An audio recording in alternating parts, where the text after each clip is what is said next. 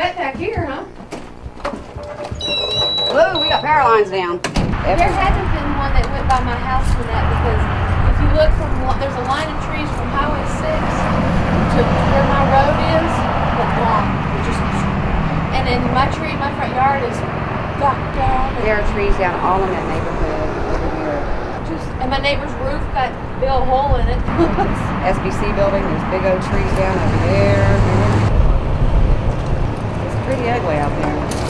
Yeah, I've been out trying to get what I could since 1 o'clock. That's your part. I bet you're ready for my night.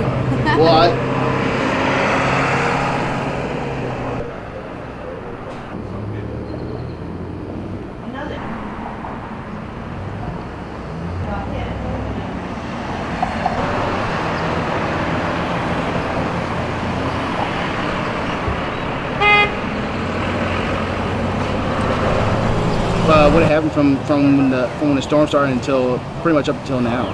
Well, this morning my daughter lives here and she was staying at a friend's house and she kept getting calls, you need to go home, you need to go home, there's problems at your house. So when she got here, this is what she found. And quite several of the trees had fallen down and then we run into a problem, there was bees swarming everywhere. And so we had to get someone out here to take care of the bees, and this is one of the biggest beehives.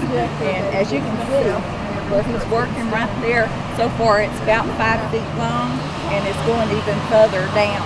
So he's going to have a good bit to do with the beehive. Okay. So how long has the beekeeper been out here so far? He's been here about, what, an hour? Probably about an hour. Okay, in about an hour, and how long how far is he down? 4 feet? About 4 feet. Okay. And there's about like 5 to 6 layer honeycomb in there. So that's a good bit of honeycomb. So for something like for something like this as bad as it is, do you feel fortunate that it did happen because now that you found the bees that are in the tree? Well, when she first moved here, she was noticing bees in the tree, but she didn't really realize there was a beehive there. And really we're fortunate because the tree landed this side of her house. Part of the tree landed up on top of her house, but we was able to get that off. So she's really lucky she didn't have as much damage as she could have had. But it does look like a war zone out here with all these trees down everywhere. Well, it's sticky, I know that.